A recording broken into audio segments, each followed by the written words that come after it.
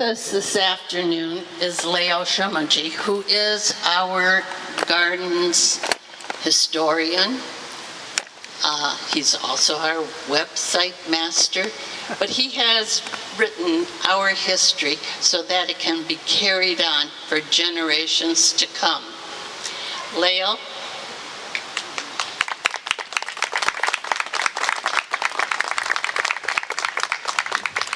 Thank you, Carolyn, and welcome to everyone. Kedves magyar testvérei. This presentation will be in English, and it won't be too long, but I'm going to go back into history and maybe take a different track than what I've taken in the past. 5 years ago, I shared a lot of facts and figures that people found interesting. The years before that, 10 years ago, I talked about the original motivations and thinking of what went into the garden and what we kind of went through trying to get it restarted. Today I'm going to talk about something that's a little bit different, about what makes the garden. And the title officially is A Retrospective of the Hungarian Cultural Garden and the Hungarian Language of Form in the Art Deco Folk and Classic Motifs Defining Our Garden and Its History.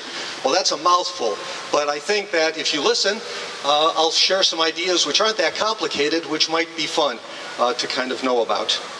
The first seeds of the cultural gardens were planted back in 1916 by Leo Wiesenthal, who was the force behind creating a Shakespearean garden, motivated by the upcoming 300th year anniversary of Shakespeare's death. This was significantly before 1925, when the Garden Federation finally came into existence. Again, with his influence and through his efforts, so that the picture of many cultural backgrounds together, separate but equal in importance, could emerge.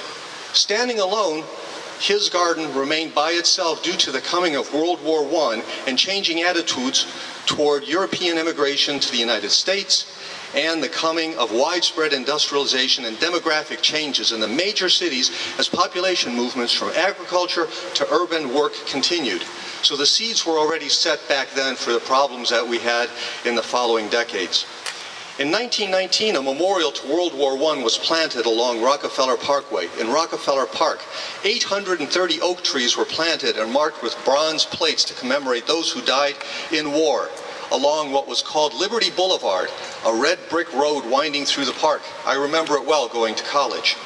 The Cleveland Cultural Gardens League was inaugurated in 1926 and reached out to work with the immigrant communities of Cleveland to create lasting memorials to the pluralistic cultures of the city. Then, just a few years later, the Great Depression started in 1929 and again derailed progress in creating the gardens. Once the Works Progress Administration, WPA monies, became available in 1936, the City Parks Department began to move much more quickly in the creation and building of gardens. The Hungarian Cultural Garden was set aside and originally dedicated in 1934, before anything was built. On the 123rd anniversary of the birth of Ferenc Liszt, the plaque commemorating his birthday is here. Just like today, but much more typically, important dates were used to coincide with new undertakings. This tendency continues in our homeland, Hungary, even today. It makes it easier to remember when things happen. The garden existed in name only, with a plaque to list, to mark it, but nothing was to happen until money started to become available in 1936. Let's shift now to talk about art and global art movements, because it matters to what exists around us here. Through the period of the 1890s to about 1920, a period of great change and industrialization, a worldwide movement called Art Nouveau established itself and influenced literally everything in Europe and in America. Art Nouveau emphasized originality, creativity, and organic design. That is, objects that imitate nature with floral and curly designs. It sought to bring uniqueness and creativity back to an industrialized world. Art Deco, which began to rise to prominence in about 1920, emphasized a geometric and streamlined form.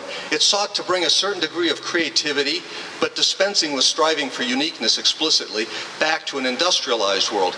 Essentially, it became art for the masses. Art Deco reigned from about 1920 to 1950, evolving over that relatively long time.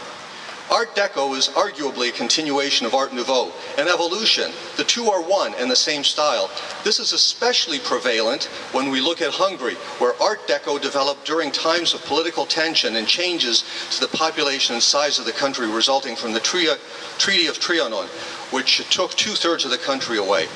Art Deco is much less radical in Hungary than in Western Europe. It resembles Art Nouveau in Hungary a lot, especially in Hungary. The two are sometimes indistinguishable.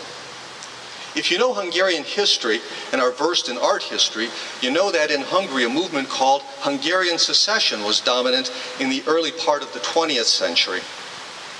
Hungarian Secession is named after Vienna Secession. This shows the influence of Austria on Hungary because of the Austro-Hungarian Empire. The Hungarian Cultural Garden, that is the walls, the structural elements, the garden areas, essentially the whole garden itself, is very much based on Austrian influences that reflect a wealthy Central European estate. The whole garden has an Art Nouveau feel to it, however, but it came to be in the Art Deco time. What is it then? The blend is called Hungarian Secession.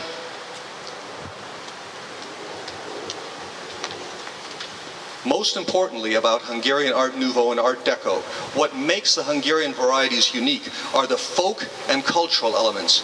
You can find an article on our website that does an amazing job of defining these styles, and it's written by my son, Ferenc Somogyi, who's also going to be making a presentation about these styles at the Hungarian Association's Congress the weekend of Thanksgiving this year. What makes our garden uniquely Hungarian? The original plans for the Hungarian Cultural Garden indicated a székely kapu. This plan was discarded in favor of a wrought iron Austro-Hungarian gate to mitigate political and cultural tensions with other nationalities in Cleveland due to the events of the early 20th century.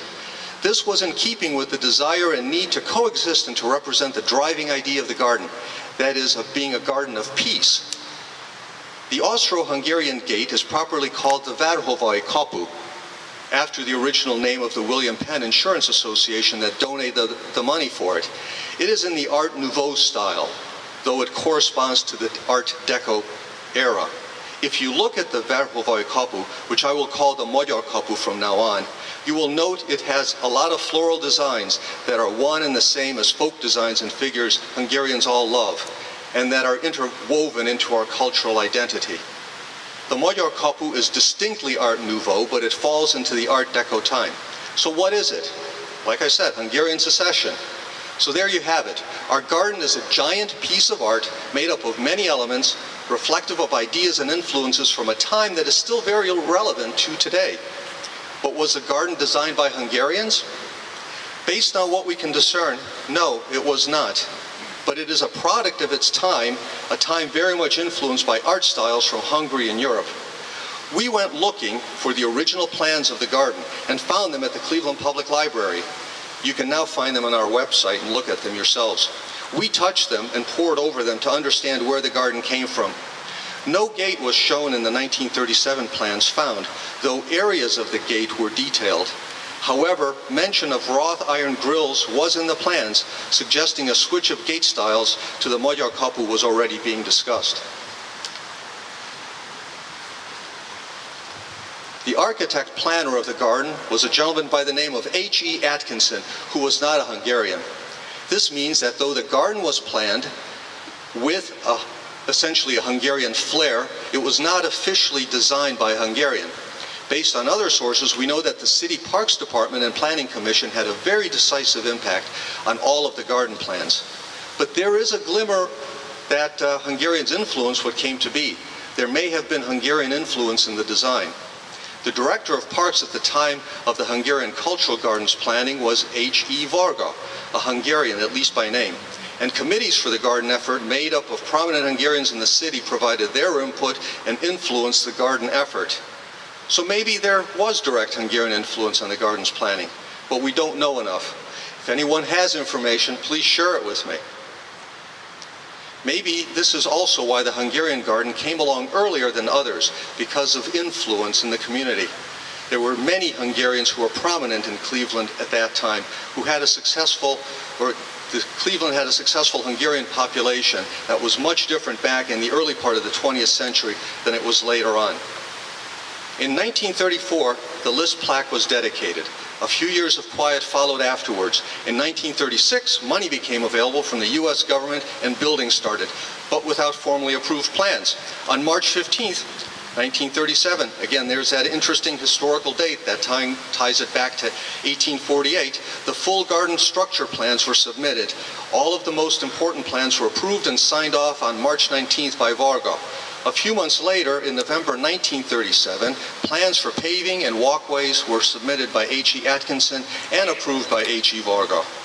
So at an accelerated pace, the garden was built out and completed in late 1938. And the Hungarian Cultural Garden was dedicated. First, Lili Volosin, by representing, then later Ernie Mihai, with hands-on work, kept the spirit of the garden alive for many long decades. In 2003, Ernie and I tried to reach out to the Hungarian community, specifically to the Hungarian Museum and others, to seek their interest to fix up the garden. But that started the process of revitalizing the community involvement in our garden, and it proceeded by itself. Since May 1st, 2007, a new committee was formed, working to redirect and rededicate the garden in 2008, adding the Legacy Wall Monument in 2013, then continuing work on both levels of the garden through today, with a commitment to the long-term future of the garden. I hope you picked up a couple of ideas. I appreciate your attention, and thank you very much.